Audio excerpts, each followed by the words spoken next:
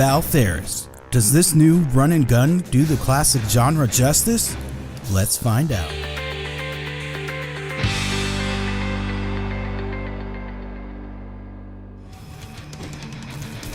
What up gamers, Jeepers here, and today I'm excited to bring you a review of an amazing game that's been developed by Steel Mantis and published by Big Suger.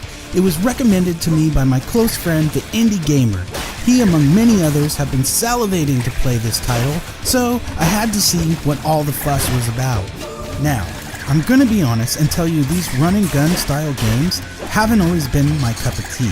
I haven't even played a Contra style game since the late 80s and early 90s, and even then, I personally had always found them a bit difficult, but this game takes the difficulty to the next level. There's a risk-reward factor involved with this game, and well, I tended to play it safe. I also read that the game takes about 6 hours to complete, but I was nearly 9 hours in and 3/4 through the game before I had to admit defeat. But that doesn't mean I didn't have an absolute blast playing the game, and no, this is not a review copy. I paid for this with my own money. With all that said, let's get to the story, which is pretty basic, but really, who needs a story when there's this much action? You're Therion, a native of Valfaris, accompanied by your digital guide. Therion is straight metal, and believe me, this game has the soundtrack to prove it, and dude is pissed that his father Vral has let his home planet fall to evil crap. So he crash lands his ship and starts taking care of business, annihilating everything in search of his father.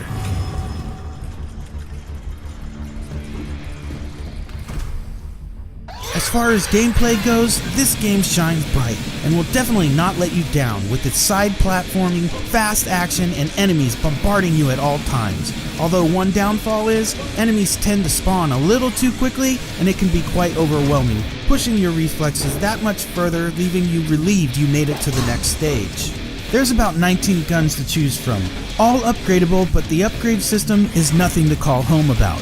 It's hindered by having to collect blood medals to use with each weapon upgrade, and finding them is no easy task, leaving you guessing which weapon is best to upgrade. But as far as gunplay goes, it feels absolutely amazing, using each and every weapon, and they all have their own unique style of shooting which feels fantastic. You also have a sword and shield that's great for cutting enemies down, and the shield can even reflect projectiles back at the enemy. The risk-reward system involves resurrection idols that you collect and use for save points. Each idol you collect raises your health, and if you skip a save point and keep the idol, you're rewarded with a bigger health bar. And believe me, every bit of health helps. The only saving grace for health are beating hearts that rarely drop.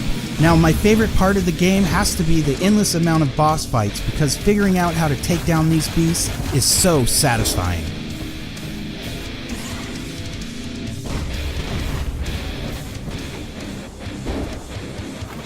When it comes to the soundtrack, all I have to say is this game rocks, literally, and so does Therion. The graphics couldn't have been done in a better era than the classic 16-bit age. The amazing color palette and cybernetic theme goes along perfectly with the narrative of the game, and if this game was released in the early 90s, it would surely be a classic today.